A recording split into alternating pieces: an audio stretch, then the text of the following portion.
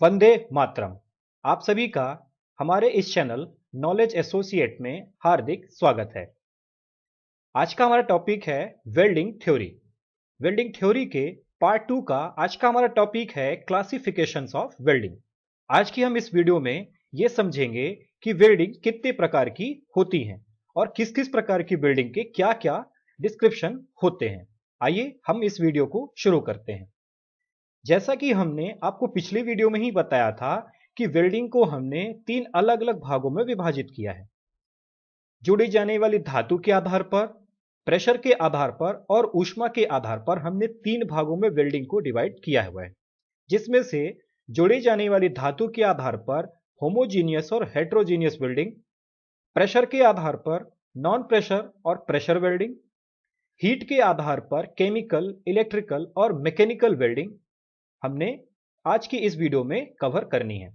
आइए हम अपनी इस वीडियो को शुरू करते हैं।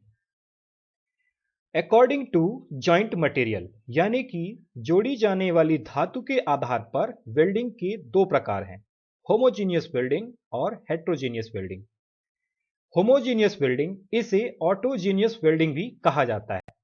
इस प्रकार की वेल्डिंग में दो एक ही प्रकार की समान धातुओं को उसी धातु के फिलर रॉड के साथ जोड़ा जाता है।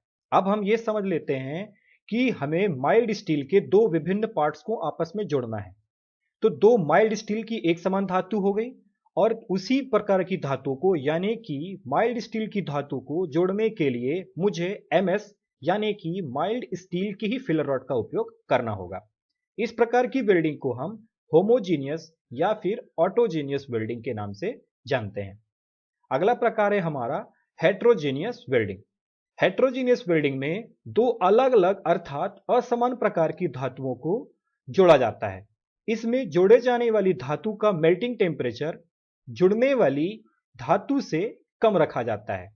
अब हम समझ लेते हैं कि मुझे माइल्ड स्टील पर किसी अन्य प्रकार की धातु की वेल्डिंग करनी है, तो हमें यह ध्यान में रखना होगा या यह जान के रखना होगा, हमें पहचानना होगा कि किस धातु को किससे जोड़ा जा रहा है। यानी कि जो बेस मेटल है, बेस मेटल का टेम्परेचर या बेस मेटल का ज्यादा पिघलाएंगे और हम जिस धातु को जोड़ रहे हैं उसको हम कम पिघलाएंगे। इसका मतलब यही है अंतिम लाइन जो मैंने आपको बताई कि इसमें जोड़ी जाने वाली धातु का मेल्टिंग टेम्परेचर जुड़ने वाली धातु या मेन मेटल से कम रखा जाता है। हमारा अगला क्लासिफिकेशन है अकॉर्डिंग टू प्रेशर। प्रेशर के आधार पर वेल्डिंग को 2 भागों में विभाजित किया गया है, नॉन प्रेशर वेल्डिंग और pressure welding. Non pressure welding इस प्रकार की वेल्डिंग की जोड़े जाने वाली धातु के किनारों को ऑक्सी एसिटिलीन या इलेक्ट्रिक आर्क विधि द्वारा बिना किसी एक्सटर्नल प्रेशर के मेल्टिंग टेम्परेचर तक गर्म करके फिर खाली जगह पर फिलर मटेरियल या फिर वेल्डिंग इलेक्ट्रोड को पिघला करके जोड़ा जाता है। इसलिए इसे फ्यूजन वेल्डिंग भी कहते हैं। यानी कि इस प्रकार की वेल्डिंग में जब भी हम किसी धातु को जोड़ेंगे तो उनमें धातुओं को कुछ पिघला करके फिर आपस में जोड़ दिया जाता है और इसमें कोई भी एक्सटर्नल प्रेशर का उपयोग नहीं किया जाता। इसलिए नॉन प्रेशर वेल्डिंग को फ्यूजन वेल्डिंग के नाम से भी जाना जाता है।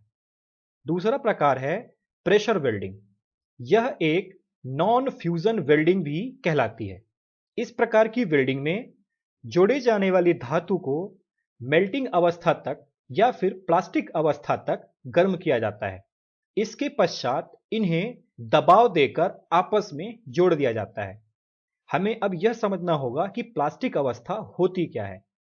किसी भी धातु की प्लास्टिक अवस्था वह अवस्था होती है कि जैसे कि आप एक उदाहरण से समझा सकते हैं हम कि किसी भी प्लास्टिक को हम जब गर्म करते हैं और जब उसे गर्म करके जब छोड़ देते हैं या फिर पिघला करके छोड़ देते हैं तो वह प्लास्टिक गर्म होने के बाद जिस अवस्था में आ जाता है, ठंडा होने पर वो वैसे का वैसा ही बना रहता है। तो यही अवस्था उस धातु की प्लास्टिक अवस्था कहलाती है। प्रेशर वेल्डिंग के कुछ उदाहरण फोर्ज वेल्डिंग और रेजिस्टेंस वेल्डिंग इत्यादि होते हैं। हमारा तीसरा और अगला क्लासिफिकेशन है अकॉर्डिंग टू हीट। हीट के आधार पर हमने 3 भागों में वेल्डिंग को डिवाइड किया था, जिनमें से पहला प्रकार है केमिकल वेल्डिंग। इस विधि में कोयले या गैस या आयरन ऑक्साइड तथा एल्यूमीनियम पाउडर के पाउडर को जला करके हीट से वेल्डिंग की जाती है। यानी कि मुझे केमिकल वेल्डिंग में या केमिकल हीट उत्पन्न करने के लिए कोयला, गैस, आयरन ऑक्साइड या एल्यूमीनियम पाउडर का उपयोग किया जाता है। इन्हीं प्रकारों से या इसी से उपयोग करके हम हीट को उत्पन्न करते हैं, जिसका उदाहरण फोर्ज वेल्डिंग, गैस वेल्डिंग और थर्मिट वेल्डिंग है। थर्मिट वेल्डिंग को आपने अक्सर रेलवे की पटरियों को जोड़ने के लिए देखा होगा। दूसरा हमारा प्रकार है इलेक्ट्रिकल वेल्डिंग, यानी कि इस विधि में हीट को एसी करंट के द्वारा या डीसी करंट के द्वारा उत्पन्न किया जाता है। एसी करंट को ट्रांसफार्मर से तथा डीसी करंट को रेक्टिफायर या डीसी मोटर जनरेटर से प्राप्त किया जाता है। इलेक्ट्रिक वेल्डिंग के लिए इलेक्ट्रिकल आर्क वेल्डिंग उदाहरण है, रेजिस्टेंस वेल्डिंग उदाहरण है और इंडक्शन वेल्डिंग उदाहरण में है। हमारा तीसरा प्रकार है मैकेनिकल वेल्डिंग।